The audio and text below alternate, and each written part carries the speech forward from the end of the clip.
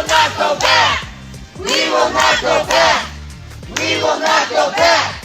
We will not go back.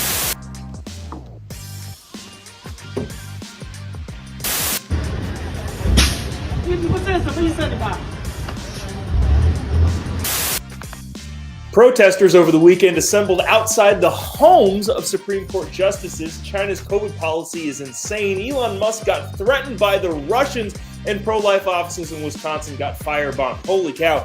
What a weekend. All that and more coming up on this episode of Daily Fellow Live. My name is Jobob. Daily Fellow Live starts right now. 3, 2, 1. Here we go. Might be the only brown guy on earth named Jobob. That is actually their name, Jobob. Live from the dingy bunker, completely cut off from the outside world. For you fine folks. My name is Jobob. This is Daily Fellow Live. Thanks so much for tuning in. And today it is May 9th, the year of our Lord 2022.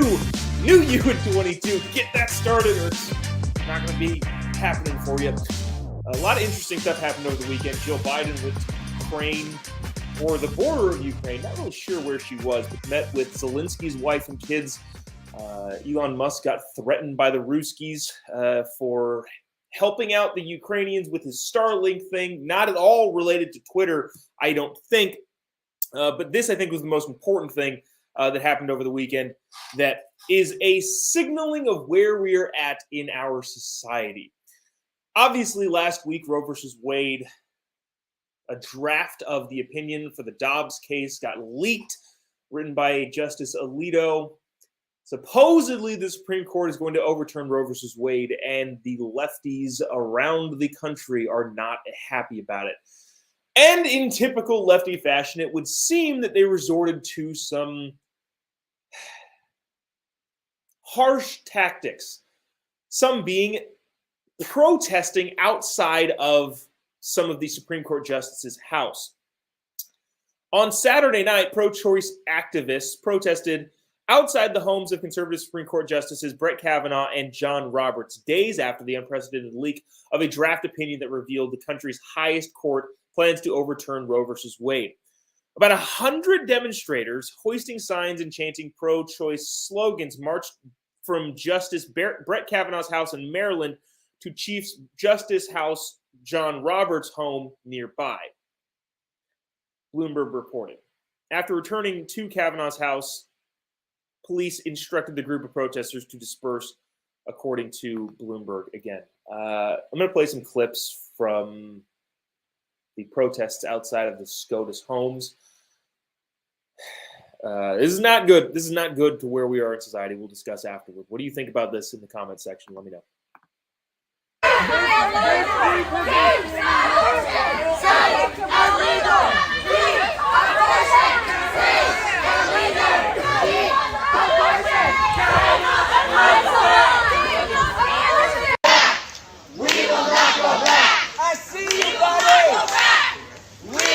Go back.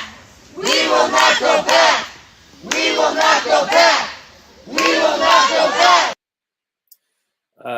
So that is the sounds, if you're listening, and the pictures, if you're watching, of what it's like outside of a Supreme Court justice's home.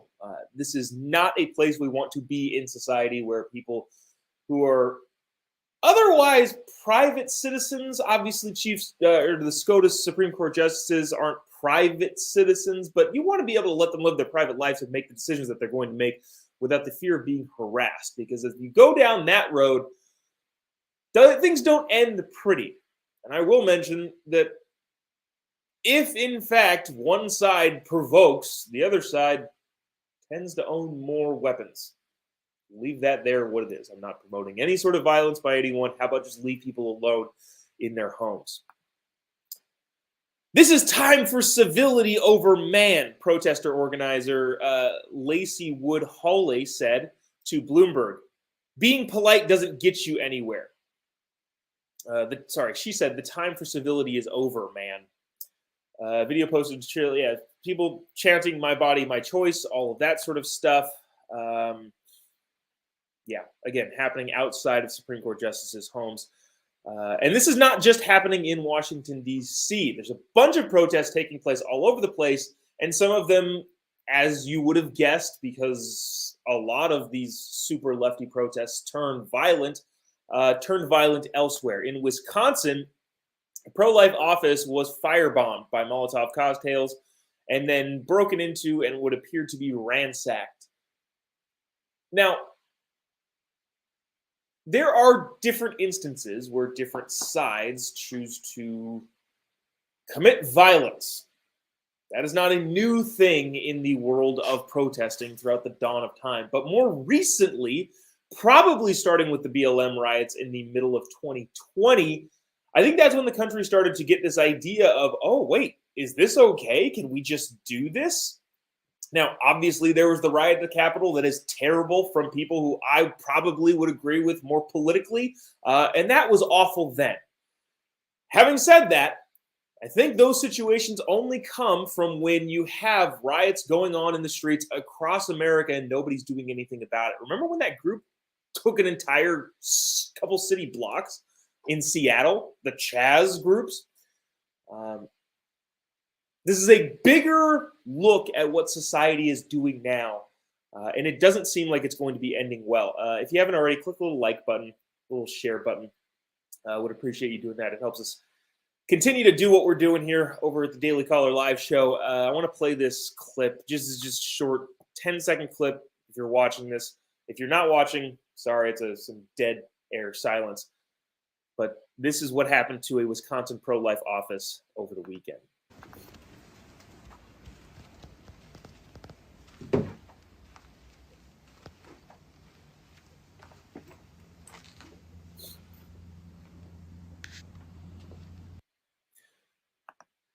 So the question seems to be, where does this lead us? I would argue nowhere good.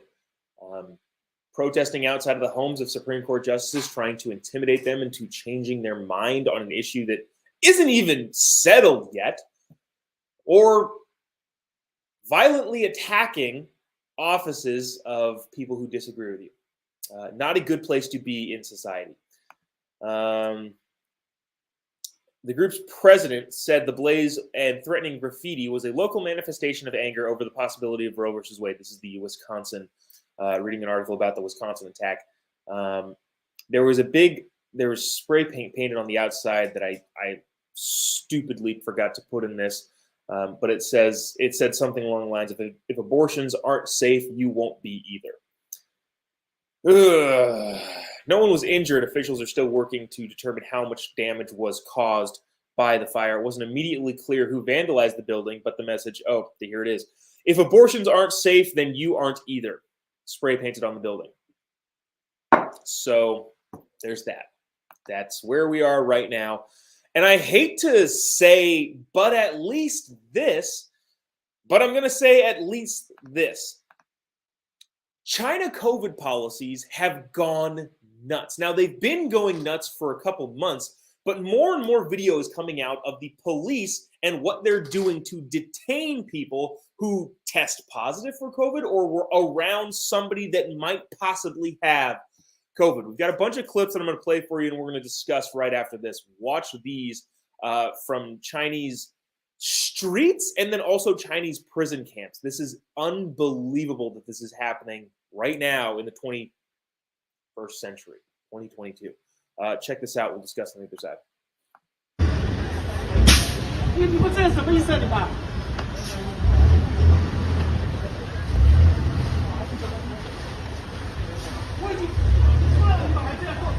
Get escorted away. This next clip is a couple people getting thrown into the back of what looks like a van/ambulance. Literally thrown in, like forced in.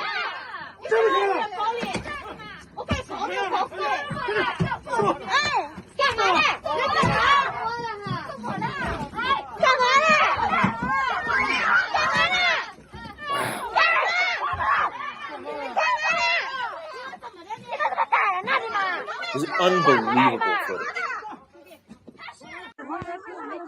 And these are the camps. These are the COVID camps in China. It looks like they're locked in like a tennis court with tents, and everybody's wearing hazmat suits and masks outside. This is what happens if you are tangentially related to the CCP bat fever in China. That's what happens. Under the new hardline policies, even residents with negative COVID tests can find themselves placed into centralized government quarantines. I think this is from CNN. According to social media posts and local government notices circulating online in several parts of the city, this is Beijing and Shanghai, entire apartment blocks have been deemed a health risk, with all occupants forced to stay in their homes and placed into quarantine on the back of one positive case. President Xi is staking his entire presidency on this whole zero COVID policy. Oftentimes, and this circling back in honor of Jen Psaki's last couple days as the White House press secretary, we're circling back. Remember when the United States, a bunch of the people, especially when Donald Trump was the president, America is the highest COVID death rate. Well, first of all, we're the third highest populated country on the planet. India has no way of knowing what their COVID death rate is because they don't have the infrastructure to count that sort of thing. And China lies about it. So all of those people that were saying, we did a terrible job with the whole COVID pandemic in terms of stopping deaths, didn't seem like any of that was going to do anything anyway, especially the fact that the two other biggest countries on the planet were not able to count and were lying about it. Shanghai tells people to stay home and not even receive deliveries. Part of the push is to eliminate infections by late May, says a bunch of different sources. The Chinese capital, Beijing, has imposed the toughest curbs so far. Lawyers question the legality of the tough measures as anger grows. I would expect it to be growing in China. One resident said, it's like a prison. It's not like a prison. It literally is a prison. Coco Wang, a Shanghai resident living under the new restrictions. This is fascinating, what she says right here. We're not afraid of the virus. We're afraid of this policy. Yes, that has been the entire thing from the get-go. The virus was going to do what the virus was going to do. We can talk about the lab leak and Fauci and Daszak and Eco Health Alliance funding the lab research in Shanghai or in Wuhan, sorry. But the thing that's caused the most damage, I think, outside of the COVID doing whatever the COVID was going to do, seemingly inevitably, was government policies. That was the worst thing to come out of this pandemic. But a resident saying it's like a prison. We're not afraid of the virus. We're afraid of the policy. That couldn't be any more true. Not only in China, but across places like the United States and Canada even. Not Canada even. Canada more specifically. Canada's gone nuts. Chinese growth has been the weakest in 2 years. Its currency has fallen. There's a bunch of stuff going on. This is going to affect us too. The supply chain coming from China is going to be severely impeded given what's going on there. So there's that. I want to get to this. This is fascinating. The Russians have apparently threatened Elon Musk. Some of their big media outlets or a general, I believe, hold on, let me make sure I'm getting this right. The head of the Russian Federal Space Agency sent Russian media this particular note that appeared to be threatening or at least demonizing one Elon Musk. Now, this has nothing to do with Twitter, by the way. Elon Musk, at the beginning of the Russian invasion of Ukraine, sent Starlink satellite systems. I'm not entirely sure how they work. But at the very, very beginning, Elon Musk decided correctly, by the way, that the Ukrainian people who were under attack by Russian forces needed to have access to the internet to be able to show people what was going on. Because if Russians detached them from the internet, they could do whatever they wanted, like they have really anyway, without anybody knowing. Now there's a bunch of pictures coming out of places like Mariupol, coming out of Kyiv, all the sort of stuff. And a lot of that, I believe, to my knowledge, is with help from the Starlink program that Elon Musk sent over there. The Starlink program is a company that Elon Musk is involved with or owns, I would assume, that has been able to satellite connect people to the internet across Ukraine. This was posted on Twitter by Elon Musk yesterday. This is said by the Russian Federal Space Agency head, who says this: Elon Musk thus is involved in supplying the fascist forces in Ukraine with military communication equipment. Rogzin, who is the guy, the head of the dude, wrote, according to the English translation that Musk posted. He also tweeted the Russian version, by the way. And for this, Elon, you will be held accountable like an adult, no matter how much you play the fool. That seems pretty threatening to me. I don't know about you. Let me know in the comment section if you think that's a threat, which poses a really interesting question. I'm reading the longer version on Twitter. Let me just get so really quick on Twitter for the testimony. This is the guy sending this to Russian media. From the testimony of the captured commander of the 36th Marine Brigade, yada, yada, yada, yada, it turns out the internet terminals of Elon Musk's Starlink satellite company were delivered to the militants of the Nazi Azov Battalion and the Ukrainian Marines in Mariupol by military helicopters. So the Russians are calling the Ukrainians Nazis, which isn't new, but the fact that they're doubling down on that is craziness. According to our information, the delivery of the Starlink equipment was carried out by the Pentagon. Elon Musk thus involving supply, yada, yada, yada, the fascists of Ukraine, and he will be held accountable, says Russian media. Elon Musk, by the way, responded by saying, if I die under mysterious circumstances, it's been nice knowing you. So apparently he's not super worried about whatever it is that the Ruskies are planning on him right now. I would imagine he has severe protection. Severe protection? That's probably not the right word. He has massive protection surrounding him day and night. So I would imagine that he's going to be okay, hopefully.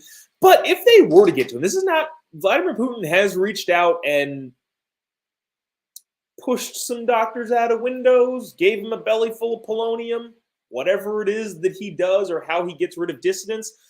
He's reached out across the world and done that on numerous occasions. So it wouldn't be surprising to see if they tried it. How would we respond to that? I don't actually know. In the comment section, let me know what you think. Like, how does the United States respond to a successful business person and public figure, American citizen, immigrant, if it were clear and obvious that Vladimir Putin used his long tentacles to reach out to Elon Musk and assassinate him in some way, shape, or form as this federal head of the space program claims that not claims, but says they might do to Elon Musk for helping the Nazis.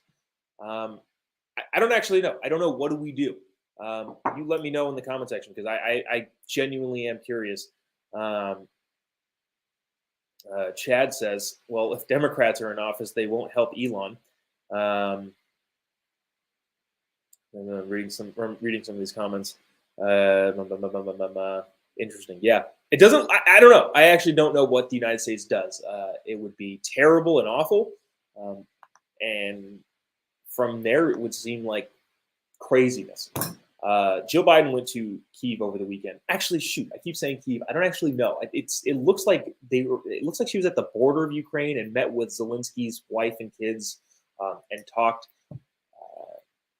Joe Biden still has not gone to Ukraine. I'm not entirely faulting him for that. I'm just curious as to when he will. I would imagine he will at some point.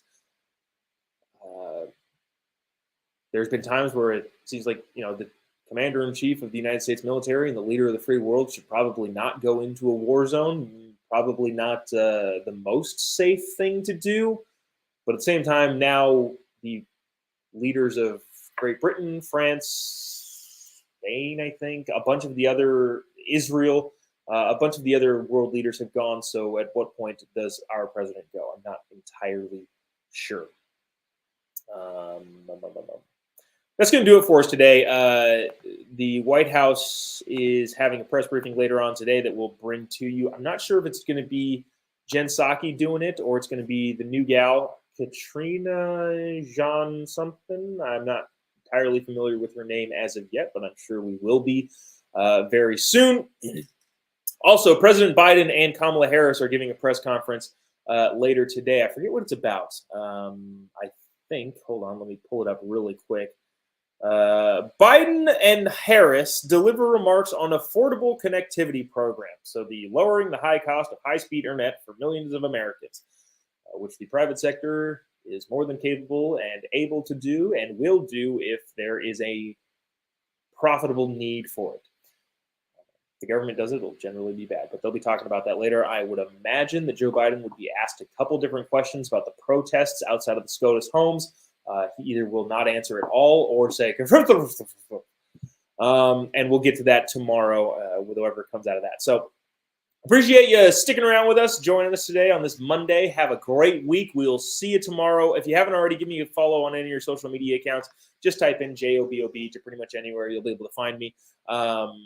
We can hang out there and talk about, shoot me a message on Instagram. I generally respond to everything, unless you're a crazy person, then I won't respond. You can follow me on any of your social media platforms. Would appreciate you doing so. That's going to do it for us today. We'll see you tomorrow, same time, same place. God bless America.